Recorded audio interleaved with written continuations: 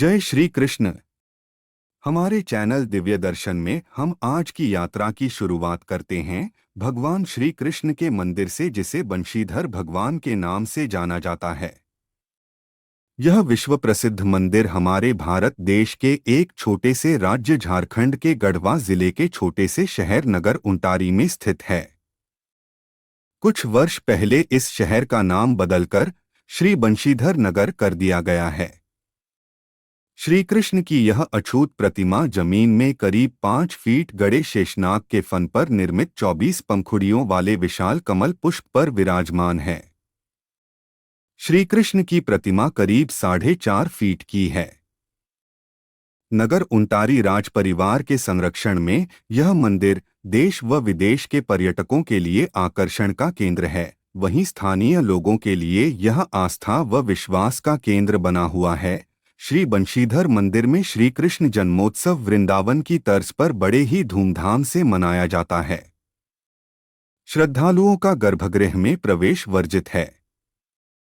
सभी श्रद्धालु गर्भगृह के बाहर से ही भगवान श्री कृष्ण व माता राधिका का दर्शन करते हैं। यूं तो यहाँ पर्यटक पूरे वर्ष आते रहते हैं, लेकिन यहाँ प्रतिवर्ष फाल्गुन महीने में 1 माह तक आकर्षक एवं विशाल मेला का आयोजन होता है। मंदिर के बिल्कुल पास में भगवान सूर्यदेव का मंदिर है, जिसकी वजह से पूर्वांचल का सबसे महत्वपूर्ण पर्व छठ पूजा भी यहाँ बड़ी धूमधाम से मनाया जाता है। इसके अलावा यहाँ पंचमुखी भगवान शिव एवं भगवान हनुमान का भी मंदिर है। इसके अलावा बंशीधर मंदिर से कुछ दूरी पर भगवान शिव का मंदिर है, जिसे राजा पहाड़ी मंदिर के नाम से जाना जाता है। राजा पहाड़ी मंदिर में एक गुफा है, जिसमें माता रानी का निवास है। अगर कहा जाए तो नगर उंटारी आने के बाद भक्तों को देवलोक के दर्शन हो जाते हैं। साथ ही नगर उंटारी में और भी पर्यटक स्थल हैं, जो शहर को बहुत आकर्षक बनाते हैं। यहाँ हर मंदिर के पीछे एक कहानी जुड़ी हुई है। तो आइए सबसे पहले मैं आपको श्री बंशीधर भगवान के मंदिर की कहानी सुनाता हूँ। श्री बंशीधर मंदिर के मूर्ति की स्थापना तथा मंदिर का निर्माण नगर उंटारी राज्य के राजा भवानी सिंह की धर्मपत्नी रानी शिवमणि कुंवर ने कराई थी। रानी शिवमणि कुंवर बाल विधवा तथा निसंतान थी। सन 1778 में जब देश में मुगलों का साम्राज्य था तथा अंग्रेजों द्वारा संपूर्ण देश में सत्ता स्थापित करने का संघर्ष चल रहा था, उसी समय रानी शिवमणि नगर उंटारी राज्य की रानी बनी। रानी कुशल राज्य संचालिका के रूप में मानी जाती थीं। रानी शिवमणि कुशल प्रशासक के साथ साथ धर्मनिष्ठ, दानशील, दयालु होने के साथ साथ भगवान श्री कृष्ण की अनन्य भक्त भी थी। वह श्री कृष्ण के भजन कीर्तन में सदा लीन रहती थी। एक समय कृष्ण जन्माष्टमी के अवसर पर श्री कृष्ण नाम का जाप करते करते रानी बेहोश हो गई। बेहोशी की हालत में ही श्री कृष्ण भगवान ने उनको दर्शन दिए। भगवान श्री कृष्ण की अद्भुत प्रकाश से रानी की आंखों से अश्रुधारा अविरल बहने लगी। रानी दर्शन पाकर भगवान श्री कृष्ण के चरणों पर गिर पड़ी। भगवान श्री कृष्ण ने रानी की भक्ति से प्रसन्न होकर कहा, आज मैं तुमसे बहुत प्रसन्न हूँ। हे रानी, तुम मुझसे वर मांग सकती हो। यह सुनकर रानी भगवान से कही कि हे श्री कृष्ण, हे मुरलीधर, यदि आप हमसे खुश हैं तो मैं आपसे सिर्फ एक ही वरदान मांगती हूँ कि मैं आपकी यही छवि निरंतर निहारती रहूं। भगवान ने आशीर्वाद दिया और कहा कि कन्हर नदी के इस पार शिव पहाड़ी की चोटी पर मैं पड़ा हूँ। तुम मुझे वहां से लाकर अपने राज्य में स्थापित करो। इसी से तुम्हारी मनोकामना पूर्ण हो जाएगी। वरदान देकर श्री कृष्ण भगवान अंतर्ध्यान हो गए। प्रातः होते ही रानी अपने कुछ विश्वसनीय कर्मचारियों, पंडितों, ब्राह्मणों, स्वजनों एवं अपने सैनिकों के साथ हाथी और गाजे बाजे के साथ श्री कृष्ण द्वारा बताए गए स्थल की ओर चल पड़ी। स्वप्न में देखे हुए स्थल पर पहुंचकर सबसे पहले दंडवत प्रणाम किया और दोनों हाथों से मिट्टी हटाने लगी। कुछ देर में ही एक अद्भुत ध्वनि सुनाई पड़ी। भगवान श्री बंशीधर का ऊपर का भाग प्रकाशमय हो गया। मंत्रोच्चार के साथ खुदाई प्रारंभ की गई। कुछ ही देर में श्री कृष्ण भगवान के 32.5 मन वजन तथा 4.5 फुट की प्रतिमा बाहर निकाली गई। यह देखकर रानी भाव विभोर हो गई और राधा की मूर्ति के खोज के लिए आसपास खुदाई की गई, किंतु वहां कोई दूसरी मूर्ति नहीं मिली। नाग के फन पर, कमल फूल पर विराजमान श्री बंशीधर की भव्य मूर्ति को राज दरबार लाने के लिए मूर्ति को हाथी के होज पर रखा गया।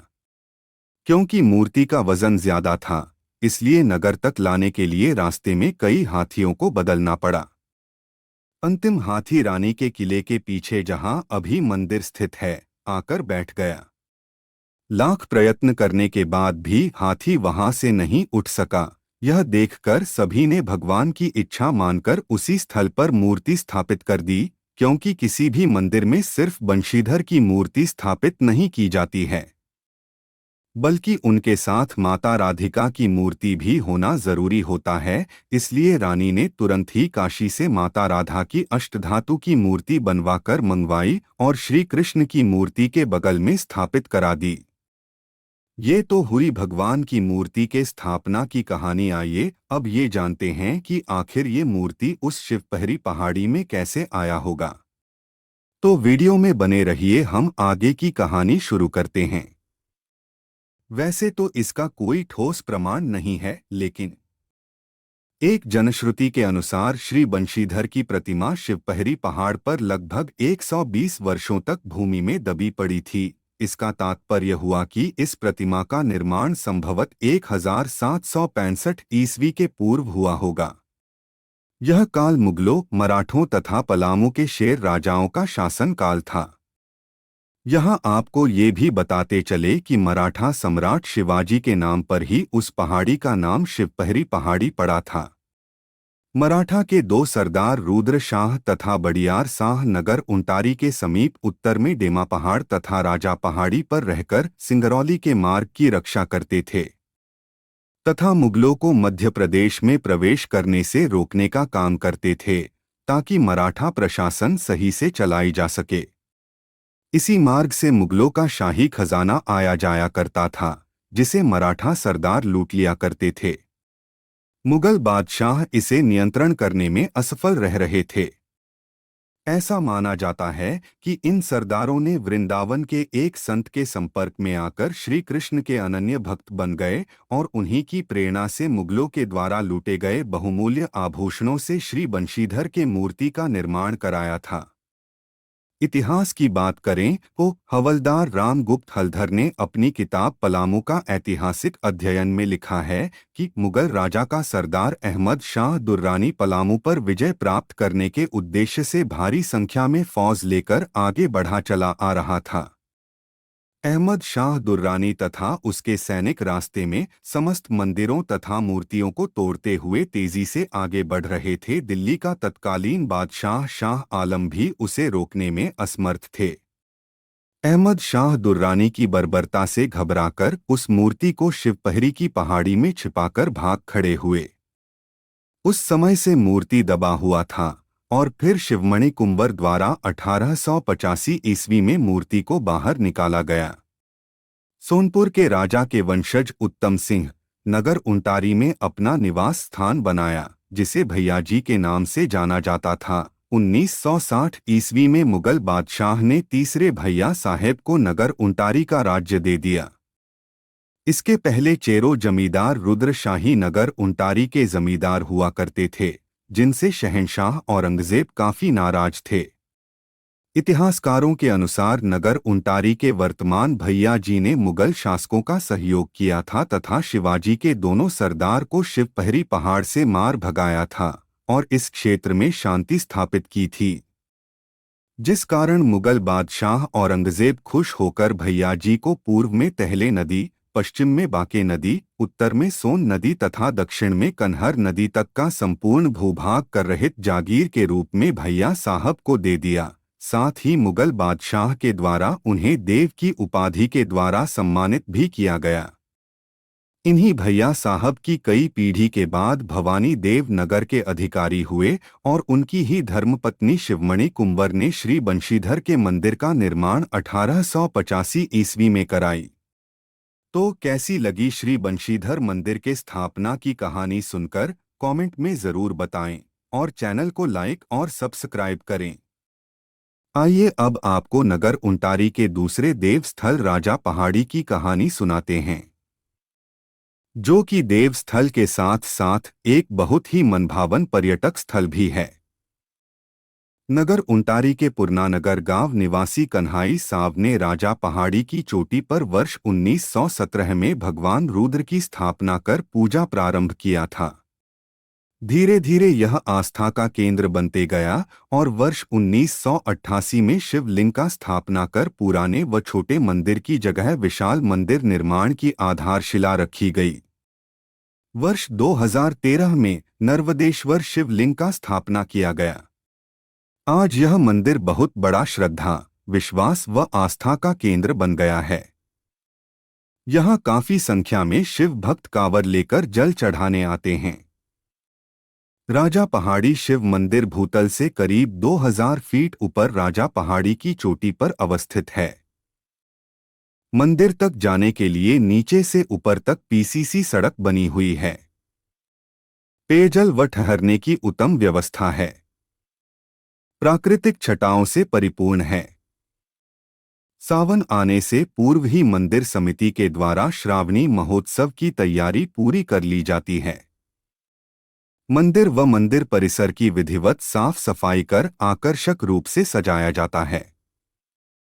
यहाँ हर तरफ रोशनी की व्यवस्था होती है। राजा पहाड़ी मंदिर की सबसे बड़ी विशेषता यह है कि शिव मंदिर के गर्भगृह के नीचे गुफा में मां दुर्गा की मंदिर है, जो अपने आप में बेमिसाल है। यहाँ आने वाले श्रद्धालु भगवान भोलेनाथ का दर्शन पूजन कर गुफा में जाकर मां दुर्गा का भी दर्शन कर अपने को सौभाग्यशाली मानते हैं। मंदिर के सामने पहाड़ी पर हनुमान जी का मंदिर है। वहीं रास्ते में भगवान गणेश का भी मंदिर बना हुआ है। शिव मंदिर के ठीक सामने पूरब की पहाड़ी पर माता पार्वती के मंदिर का निर्माण किया जाना है। यहाँ आने वाले भक्तों को भीड़ में परेशानी ना हो, इसका पूरा ख्याल मंदिर समिति के द्वारा रखा जाता है। मंदिर तक पहुँचने के लिए सीढ़ी पर महिला व पुरुष के लिए अलग अलग व्यवस्था है। ये तो था दिव्य दर्शन एवं उसका विवरण। अब आपको बताते हैं कि आप मंदिर तक कैसे पहुँच सकते हैं। आप भारत के किसी भी कोने में हो, आप रेल के द्वारा, फ्लाइट के द्वारा, किसी भी माध्यम से भगवान बंशीधर के दिव्य दर्शन करने आ सकते हैं। अगर आप फ्लाइट से आते हैं तो सबसे सुगम रास्ता मैं आपको बताता हूं। आप वाराणसी एयरपोर्ट पर उतरे और वहां से बस पकड़कर सीधा भगवान के दर्शन करने आ सकते हैं। और अगर रांची एयरपोर्ट उतरते हैं तो आप बस के साथ साथ ट्रेन से भी आसानी से पहुंच सकते हैं। बात की आज ही अपना टिकट कराएं और अब की देव दर्शन भगवान बंशीधर की करें। तो बोलिए जय बाबा बंशीधर भगवान की जय। तो आज का दिव्य दर्शन यहीं समाप्त होता है। मिलते हैं नए यात्रा को लेकर नई कहानी के साथ। तब तक के लिए जय श्री कृष्णा।